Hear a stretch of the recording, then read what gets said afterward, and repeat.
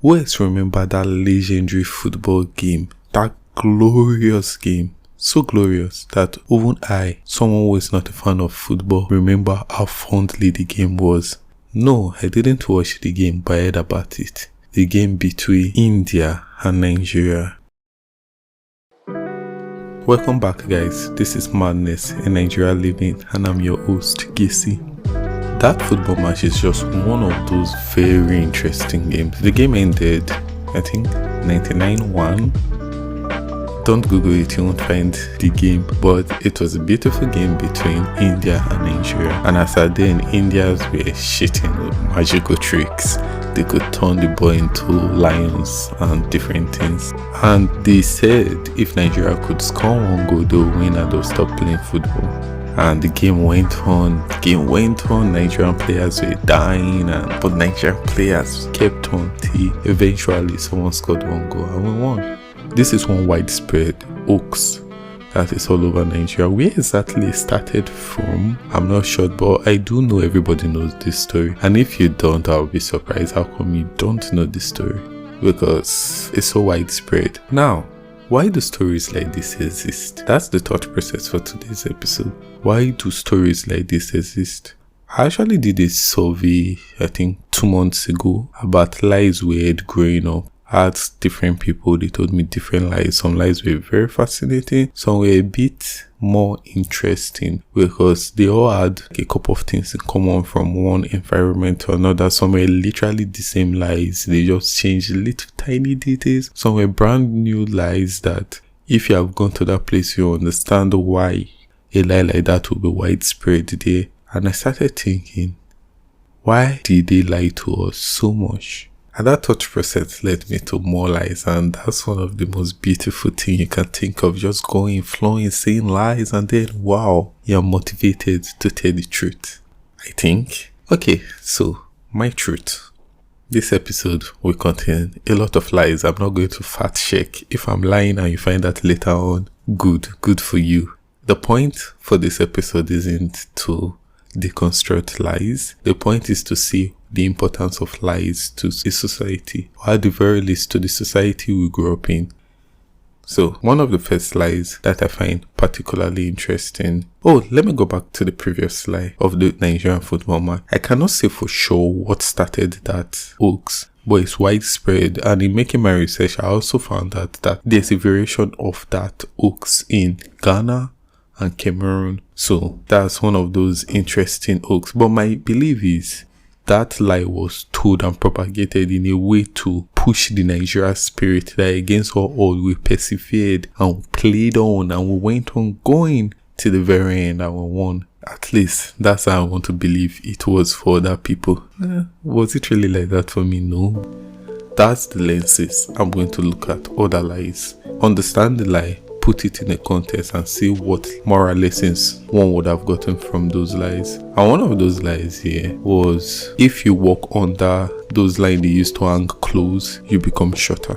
Interesting lie. That lie is one very simple, fascinating one, but you can understand why. If you finish washing your clothes during the era where there was no washing machine, even in the era of washing machine, it's actually very annoying to wash your clothes, hang your clothes outside, and then you see the clothes on the floor. Why? Because children were playing and they fear your clothes, because kids will be kids, right? But if you tell the kids you will be short, and nobody wants to be short, especially not kids that see adults that are Jewish and they want to be as huge as adults. You tell them going under there would make you shorter. You can see the immediate lessons there. You don't want to be short, so don't do this behavior. If you keep shaking and you're trying to remove the feather, don't talk. If you talk, the hair grows back. Wow, this particular one is like, why so obvious a lie exists, but your mind will play tricks on you. First of all, adult people were people that we saw with authority, and so we believed whatsoever they said. And given that we believe whatsoever they said, we are more likely to stay quiet. But the benefit of staying quiet while you are doing that is, one, you are more effective when you are plucking at the air, and two, you don't spit when you're talking, because when you talk, saliva and all that comes from your mouth. You don't spit on food that every other person is going to eat. So that lie is very much understandable. Another lie that was equally as interesting, segueing from the thought process of spit, is don't spit on the floor. If someone else step on it, you have sore throat. By this point, you'll be like, how do I know this many lies? Because I did survey and I'm saying the lies a couple of people mentioned, people specifically from different parts of Nigerians mentioned. And this one of the sore throat was very interesting. So the lie is this: if someone spit on the floor and someone else step on it, you have sore throat. Sore throat is very uncomfortable. Nobody wants that. So what do?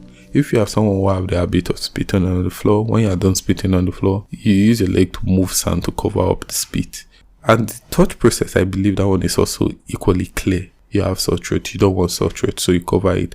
But in covering it, you prevent other people from seeing the eyesore of your spit on the floor because it's very irritating. Another very clear thought process. Now, not every lie is as clear. Some of them you have to do some mental gymnastics. You have to understand context to get the meaning of this lie. But one thing is for sure, lies were told. And in understanding why these lies were told, I had to make a research on superstition. In ancient Africa, or at the very least ancient Nigeria before the modern world, the best way to propagate moral lessons, to propagate ethics, was through stories. They told us the story of the tortoise and the hare. They told us different stories. But in telling us stories, they were teaching us morality, they were teaching us ethical viewpoint, they were teaching us how to be good in our immediate society. But some of those stories could not fully cover the scope of the intricate, tiny ethical views that can make you seem out of place in society. And that's where those lies comes in. Those lies come in as a way to make you scared of doing what the lie is trying to prevent you from doing, and also make you fit better into your immediate society. One of such lies is, if you sweep your house in the middle of the night, you will, depend on the area you are in, the variation of that lie goes. If you sweep your house in the middle of the night, you will sweep away your blessing, you will invite curses. There were different variations like that, but it generally ranged from losing blessings or inviting curses and demons to your house. And you will ask yourself, why would someone tell that kind of lie? If you come to Nigeria now, for most places, that kind of lie wouldn't really work. But if you think back to like 20 years ago, 30 years ago, Nigeria didn't have the type of light we have now. We didn't have generators, generally speaking. We used oil lanterns for the majority of the households. Our houses weren't built the way they are built now. They were close to each other. They had little to no fences around their houses, no soundproofing, nothing. If someone starts sweeping with local broom in the middle of the night, it will be very noisy.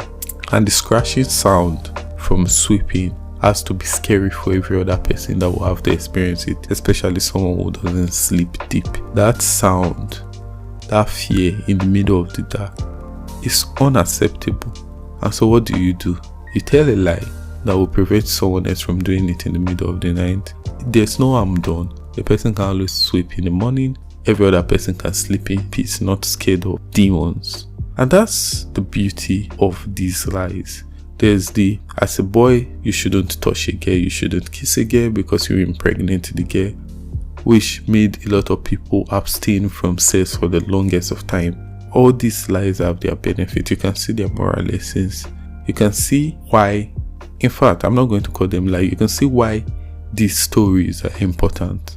They're important in a world wherein ethical viewpoint was very much localized. The ethical viewpoint was just needed for you to properly function in that society and for you to be a decent citizen of that society. But in a world that is becoming more globalized, even if you haven't moved out of this country, you have moved probably and associated with people from different places. So the ethical viewpoint, the lines of those ethical viewpoints sometimes overlap, sometimes stretch, sometimes break. So what now happens when these lies can be easily seen and verified to be lies? How do you train your own kids? I think that's the whole point of this episode. The vast majorities of my listeners range from the age of 25 to 40.